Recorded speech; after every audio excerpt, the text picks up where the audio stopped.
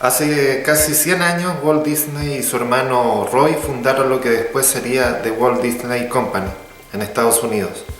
Esta compañía es el mayor caso de éxito en la historia de la animación y el entretenimiento infantil, y hoy en día es el conglomerado de medios de comunicación más grande y valioso del mundo.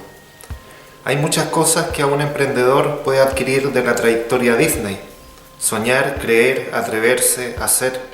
Estos pilares le llevaron a realizar sus sueños, pero en este libro, Filosofía Disney, todo eso se quiebra, dejando a gran parte de los chilenos en el margen, a la deriva, como trapecistas en la cuerda floja. La filosofía Disney del marketing y del gozo nos está matando. El sistema se aleja del ser humano y solo ve consumidores. Los que no pueden bailar a este ritmo se quedan sentados mirando, utilizados. Son los que limpian, los que caminan por los márgenes, los que están imposibilitados de efectuar un cambio.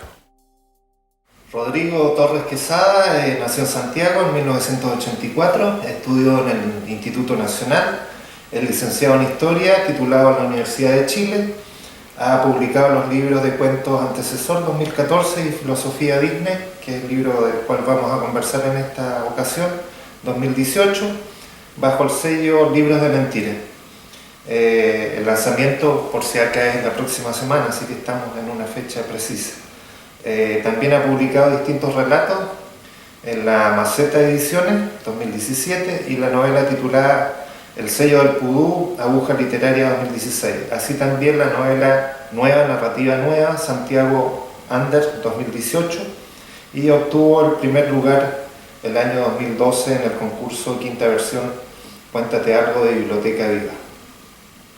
En una crónica que leí hace poco se dice que este texto, Filosofía Disney, busca evidenciar cualquier intento por subvertir el sistema e incluso por tratar de operar fuera de las lógicas de este.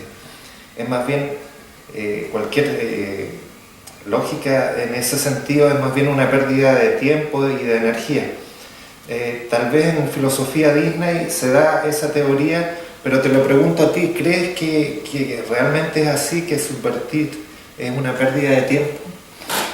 Bueno, lo que sucede, claro, en esa especie de, crítica, reseña del Francisco, yo lo entendí más que nada porque él captó de alguna forma la tristeza o el yugo que hay de los personajes de los cuentos. Por ejemplo, hace poco me tocó ver una película que se llama Perkin, de Roberto Faría, que muestra unos personajes como derrotados, que tienen todo el yugo del sistema y que se sienten muy tristes por no poder hacer nada contra eso. Por ejemplo, hay un personaje que habla de que le gustaría decirle al jefe así como vete a la mierda, pero no puede decírselo porque perdería el trabajo, perdería el sustento, pero de igual forma ese darse cuenta ya es un subvertir también.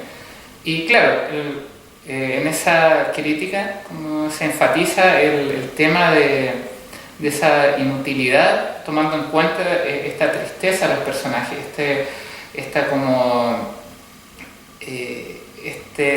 ya no voy más, no puedo hacer nada.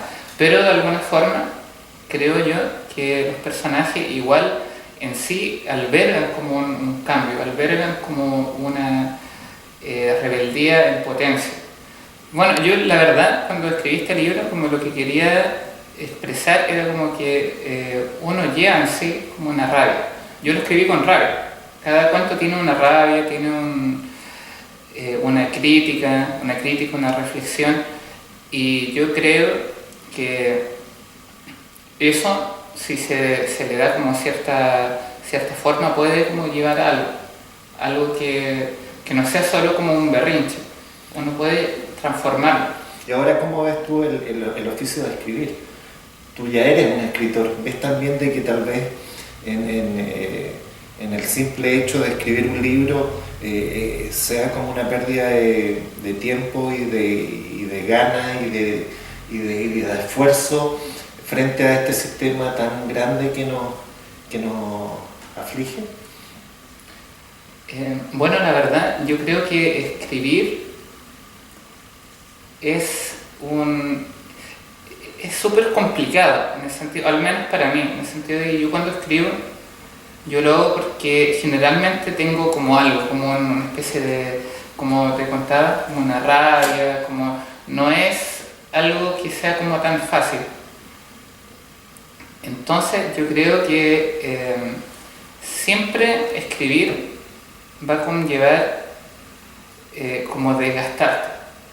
Entonces cuando uno escribe tiene que tener en cuenta de que va a arrojar algo de sí en el papel, va a perder algo. Entonces finalmente cuando a mí me dicen, oye, vale la pena escribir, yo digo, sí, claro, vale la pena, pero tienes que tener en cuenta que vas a arrojarte en el papel, vas a perder algo de ti, es difícil igual. Yo antes de publicar el año 2014 yo escribía por un tema de que necesitaba como vaciar muchas como problemáticas internas que tenía. Yeah. Y no me interesaba escribir por un tema de publicar. Recién en el 2014, cuando publiqué el antecesor con Libro de Mentiras, vino esto de, oh, wow, lo que escribo también se puede publicar. O sea, también puede tomarlo un sello editorial y mostrarlo ante los demás, pero yo antes escribía por un tema netamente personal.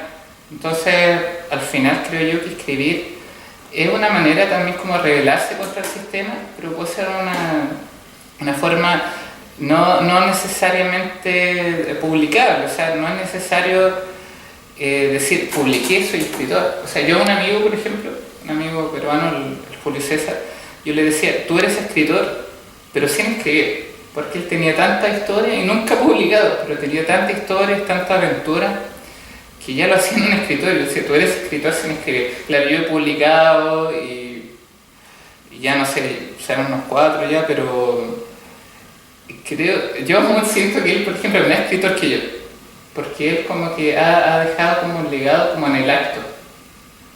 Es como una idea que tengo. Ahora, ¿sufres tú de insomnio? Porque eres el creador de Insomnilandia, un lugar donde si quieres progresar no puedes dormir, donde hay personas ocupadas, trabajólicas y creyentes en el excedente.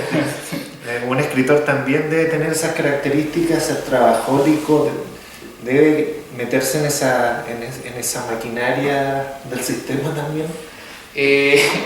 Bueno, yo... o ser totalmente lo contrario. Yo creo que para escribir uno tiene que tener mucha disciplina, pero tiene que ser una disciplina siempre como enfocada en... Hay un dicho por ahí que decía algo de que cuando uno hace algo realmente porque lo quiere, porque lo ama, ya no es trabajo, sino es porque es algo que te gusta. Yo creo que aquí lo mismo. Bueno, sí, igual sufro mucho de insomnio. De hecho, hace poco fui al doctor, no sé qué tendré, a lo mejor me queda poco tiempo de vida, no sé, pero tendré cirrosis, no sé, pero sufro mucho de insomnio. Me pongo a pensar, a mí me pasa que yo veo películas y estoy toda la noche pensando en esa película. Realmente como que alucino pensando en eso. No sé si será un problema raro eso, pero en cuanto a... me acordé de Insomnilandia, claro. Yo creo que es una crítica muy feroz. Sí, yo soy muy crítico al sistema, o sea, mi crítica, incluso yo creo que va más allá de un tema netamente económico, político, porque uno, claro, cuando habla del capitalismo, por ejemplo, uno se enfoca como en la idea política, social del capitalismo, pero también creo yo que hay una idea más existencial, que tiene que ver con el ser humano mismo. Yo a veces pienso, se acabara el capitalismo, pasara esa gran bendición, se acabara, viniera otro tipo de sistema, pero el ser humano en sí, ¿cómo reaccionaría? ¿Cómo sería? ¿Seguiría los mismos sentimientos del odio, del que quiere ser mejor que el otro? Entonces los escritos que yo hago son en relación a eso. Por ejemplo, el mismo Insomnilandia es en relación a eso, como una idea más allá del sistema político, social, es como el ser humano en sí. Es como si se acaba este sistema, se acabarán esas mismas ideas, esas mismas reflexiones así como tan competitivas. Y hablando de competitivo, podemos hablar también acerca de nueva narrativa nueva, que ¿Sí? de este año. Claro, también, sí, este año ha sido muy literario. ¿Consideras que el mundo de la literatura es, en cierta forma, como una especie de gran circo? Un espacio frívolo y con una gran cuota de amiguismo, donde existe esta cosa de la literatura del lobby, con tanto marketing y los talleres y su modo particular de ser. Pero ¿es realmente importante el lobby? ¿Es realmente importante el marketing frente a la calidad? ¿Se impone el talento o estamos leyendo lo que nos impone? Bueno, antes que nada, igual quiero pedir disculpas porque yo suelo ser un poco disperso. Entonces me hacen una pregunta y pareciera que yo me salto otra, así que espero en estos momentos hasta ahora estar respondiendo lo que me estás preguntando. Bueno, y con respecto a eso, lo que hace es que literatura, yo lo veo así. El arte en general, bueno, tomemos literatura como parte del arte, está en manos generalmente de gente que tiene cierto bagaje económico, es de cierta clase social, y pareciera como que quiere seguir ahí. Entonces siempre el arte se mantiene en esos círculos. Uno siempre habla de por qué esto no se expande a más personas, a otras clases sociales, pero generalmente se queda ahí. Puede ser culpa de la educación, mala educación, puede ser culpa de la misma gente que a veces prefiere simplemente como la idea de la sobrevivencia, la idea como de descubrir nuevos mundos, por ejemplo. Pero esto mismo hace, esta forma de articular lo que la literatura hace que quede en un círculo. Y ese círculo siempre va a ser, como lo llamo yo, el círculo más hippie chic, más hipster, más snob. Entonces, en ese círculo se da todo lo que es el lobby, porque todos son amigos. Es como los mismos políticos, o sea, de derecha, izquierda, pero entre ellos son amigos igual, porque fueron al mismo colegio, los padres de ellos se conocen, entonces parece que hay un círculo al que uno como que le cuesta acceder. Yo al menos puedo decir que no he tenido que hacer lobby para acceder a esto. O sea, yo hice un taller, me acuerdo, en 2013 con Camilo Marx, y ahí dijeron, oye, ¿sabes que nos gustaron tus cuentos? Estamos a publicar. Pero no estoy así como, oye, por favor, publícame. ¿Y tú para quién escribes? ¿Escribes como para ese mundo de los márgenes, de la periferia que se da un poco en filosofía Disney? ¿O escribes para ti mismo? En realidad debo confesar que escribo para mí. O sea, yo me acuerdo que estaba en el colegio, un profesor de química que pintaba. Como que él un día dejó de hablar de la clase y dijo, a mí me gusta pintar, pero yo pinto solo para mí. Y se armó como un debate, como decían, pero ¿no sería mejor hacer eso mismo pero para la gente? Y yo así pensándolo, como que creo como que escribo primero para mí, como una especie de catarsis que tengo que hacer conmigo mismo, con todos como mis fantasmas, mis monstruos, quiero plasmarlos porque me hace bien a mí. Ahora, cuando eso mismo llega a otras personas, yo digo, genial, o sea, que genial que eso mismo que uno siente otros lo puedan recepcionar. Y con filosofía Disney, sobre todo me ha pasado ahora último, que me ha dicho la gente, ¿sabes qué bueno es eso? Como que me hizo sentir esto, lo otro. Entonces como que hay uno como que le toma el peso a esto, como que dice, sí, en verdad, a lo mejor lo que yo digo de verdad puede llegar a más. O sea, yo, como por ahí dije, como que siempre me gusta la literatura que tiende como a ser pan, en el sentido de que es crítica y reflexiva. Y eso es lo que hago. Eso es lo que quiero, como que la gente cuando lea un cuento los que hago, como que reflexione y tenga una visión crítica del sistema. Aparte que dices que no tienes un estilo muy definido, que como que experimentas mucho. Sin embargo, yo en filosofía Disney veo un estilo bastante visible, bien definido. La elección de los temas, según tu punto de vista, es variable. Hay muchos temas y se puede escribir de muchas cosas. Pero ¿crees haber adquirido una escritura ya, entre comillas, madura? Sobre todo con la publicación de Filosofía Disney. Yo creo que sea, yo creo, soy de la idea de que uno siempre está aprendiendo y nunca va a alcanzar como un punto, o quizás lo alcance en algún momento, pero no, nunca va a llegar como a ese punto como de la perfección total. Por ejemplo, yo en estos momentos creo que todavía estoy aprendiendo. No creo que filosofía de Disney sea como el culmine, el clímax de mi escritura. Yo creo que puede que llegue con otro texto o puede que quizás no llegue nunca, no sé.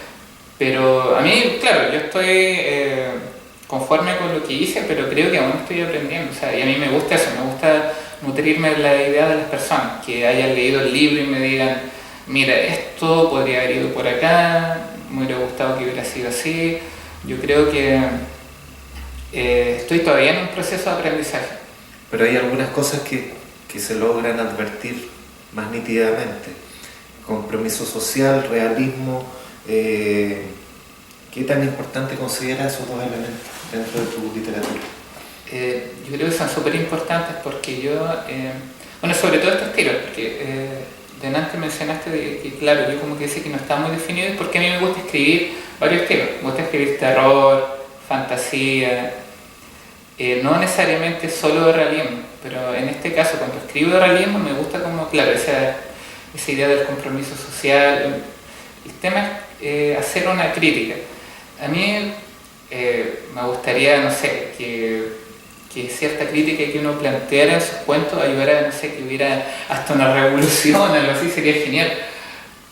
Pero quizás no suceda eso. Pero ya el hecho de plantearlo, ya el hecho de que alguien como que capte ese sentido, yo creo que hace que uno se dé por pagado. Y bueno, qué bueno que para ti no se significó eso, que este libro tiene ese estilo como crítico y reflexivo socialmente y todo. Para mí es igual importante eso, importante como que la gente, independiente de dónde sean, del apellido que tengan, que puedan comprender eso. Ahora, también eres crítico en el sentido de que la literatura chilena, la nueva literatura chilena tal vez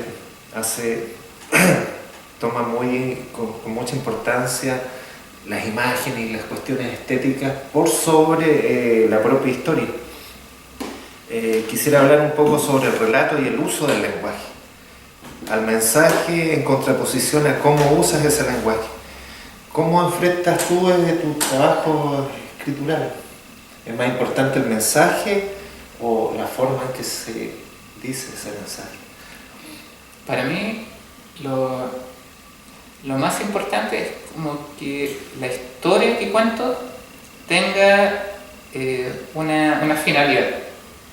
Por ejemplo, hoy en día está como muy en boga el que las historias tengan una estética, una atmósfera. Por ejemplo, yo puedo partir empezando ya a contar Juanito va caminando por la calle, pero de repente esa historia termina en que Juanito está en la playa navegando. Que es un poco lo que pasa con... Hace poco, por el Sanfic, vi una película de Alberto Fuguet, La cola de mono.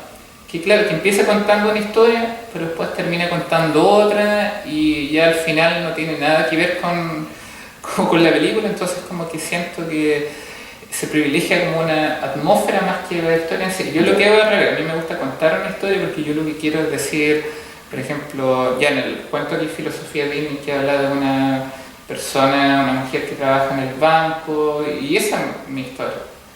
Eso es como que sea, si algo realista, contar esa historia. ¿Qué es lo que siente esa persona de trabajar en el banco? ¿Cuál es su objetivo cuando está ahí en el banco? ¿Qué es lo que le sucede? Como centrarme ahí. Eso es lo que yo quiero, centrarme en la historia, más que en la estética. Ahora, habías notado al leer el libro Filosofía de Disney cierta similitud, entre comillas, con Carver. Me entero después de que es uno de tus autores preferidos con Kafka. ¿Qué hay en Carver, por ejemplo, que te cautiva? A mí lo que me gusta mucho Carver es como, bueno, siempre hablan de que fue el editor de Carver que transformó o creó a Carver, pero sacando eso de lado, a mí lo que más me gusta de Carver es que cuenta historias hasta cierto punto cotidianas. Y esa historia cotidiana la hace ver como trascendental. O sea, puede ser, no sé, este clásico cuento de que hablamos cuando hablamos de amor, dos parejas hablando, pero de repente esa reunión de ellos se torna en algo que no alude solo a ellos, sino que alude como a la humanidad en sí, que eso me gusta. Como contar una historia que en algún momento uno diga, esto no es solo como, por ahí un autor que decía como, si habla de la aldea, habla del mundo, claro. Como lo mismo, como en algún punto que esa historia se transforme no solo en algo como cotidiano, sino que aluda como al universo. Eso es lo que me gusta acá. En filosofía Disney casi todos los personajes son cotidianos. Un profesor que trata de cambiar, entre comillas, el sistema educativo, un neonazi muy joven que termina muy mal, la cajera del banco, el auxiliar de aseo en el mall. Claro. Son como historias que todos los días nosotros estamos metidos ahí, los vemos pero no nos dicen nada, y tú claro. agarras esos personajes y los haces hablar y los haces mostrarse. Eso es muy interesante. Tal vez en eso también hay una similitud con Carver. Claro, eso mismo, lo cotidiano. O sea, de hecho el primer cuento, Cadena de Mando, yo me acuerdo que, porque yo trabajé en la tesorería de la tienda París, en el Mall Arauco, y era deprimente, o sea, deprimente en el sentido de que yo me daba cuenta de que personas como de la misma clase social de uno estaban así compitiendo por quién era el mejor, quién tenía el mejor puesto. Y claro, ahí como que yo comprendí que al final, como no sé, si ya nos vamos a un tema más de clases sociales, siempre la gente de clase alta como que son solidarios entre sí. Por ejemplo, si hay no sé, el cura pedófilo, que se tapan entre ellos. Pero las clases sociales más bajas como que compiten entre ellos, no son solidarios entre ellos. Y me acuerdo que estaba trabajando, no sé, un fin de semana sería, en este trabajo que les cuento, y salía del almuerzo y no sé, caminé por el mall, pero estaba depresivo, así, estaba como chato ya ese trabajo. Caminaba y ahí se me ocurrió el cuento de esa cadena de mando. Y lo que hice fue tomar una hoja, un lápiz y ahí mismo lo escribí. Ese cuento lo escribí en el trabajo, entonces como, claro, tiene para mí un sentido profundo, porque lo otro lo escribí en la casa, pero ese lo escribí en el trabajo. Claro, ahora se da también esta fotografía que tú nos muestras en filosofía Disney de cómo el sistema nos está matando prácticamente. Todo este asunto del sistema neoliberal, el marketing, qué sé yo, la lucha intestina por llegar al poder, por llegar a la gerencia o ir escalando a través de la carrera que tú vas haciendo. En filosofía Disney se da eso. Los que pueden bailar a ese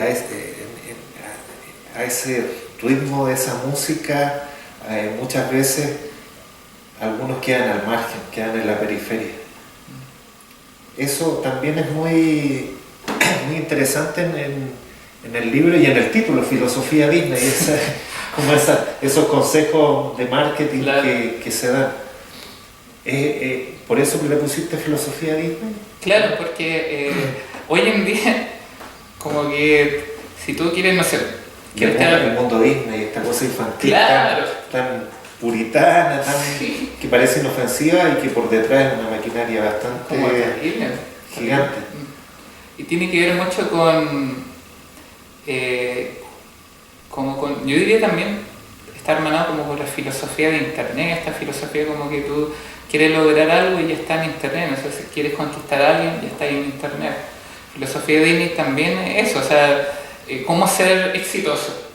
Ponen así en Google, ¿cómo ser exitoso? Te va a aparecer como ejemplo Disney. Walt Disney te aconseja lo siguiente. Claro,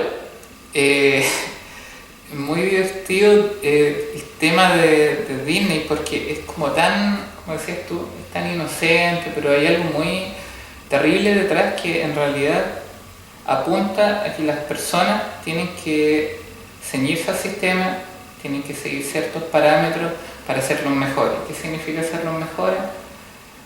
claro, Disney te lo pintaba de una forma así como bonita, pero en realidad significa pasar a llevar el resto. Es como ponerle el zapato encima. Claro, sí, pero explicado como en otros términos mucho más como limpios. Claro. Ahora, referente a Internet, una declaración que leí por ahí, supongo que la creaste tú, o alguien la creó, de este tipo que coloca ese mensaje en Internet acerca de como enclave y que te lleva a Marruecos. Esa es de nueva narrativa. Claro. Sí, no sé. Bueno, la cita es: el futuro de la literatura está en unir la creatividad con la búsqueda del morbo en Internet. Cada vez se da más esa teoría. Sí, sí. Claro, porque uno, por ejemplo, yo igual soy seguidor así de youtubers que hablan sobre temas misteriosos, y a mí me gusta mucho el tema del misterio.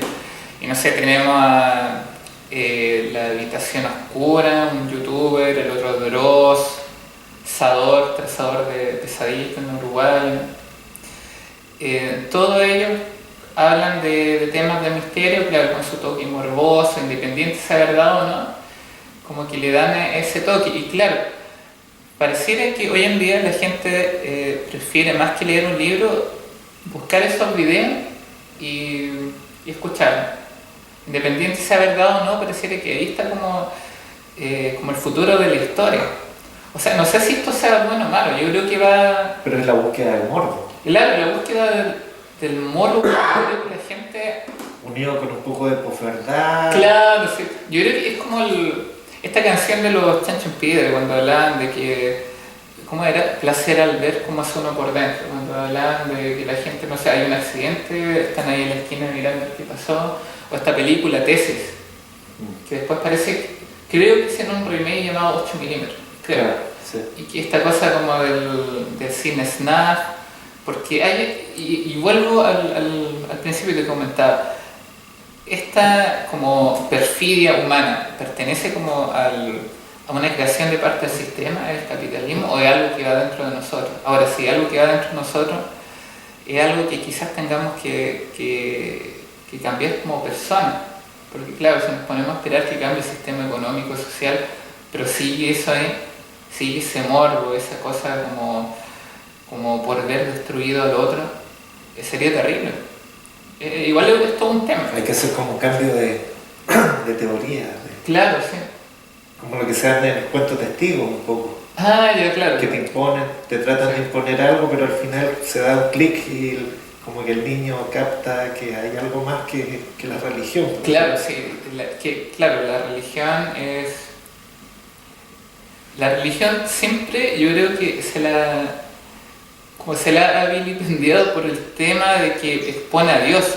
Pero si uno empezara a analizar, en realidad las empresas funcionan igual, todo como que funciona de la misma forma. De hecho, yo me acuerdo que trabajé un tiempo en Teleperformance, que era una tienda, o sea, una empresa de un call center español. Y resulta que lo primero que nos hablaba, más allá como en la capacitación, más allá de cómo atender, cómo hablarle a la persona, porque nosotros atendíamos español, nos hablaban de la... De hecho, en vez de filosofía de Disney podría haber sido filosofía de Teleperformance. Nos hablaban de la filosofía de Teleperformance. Yo me acuerdo que quedé así como, ¿y esto tiene filosofía? Y nos decían, no sé, nos ponían 5 colores. Color rojo simboliza la proactividad, color azul simboliza como la efectividad.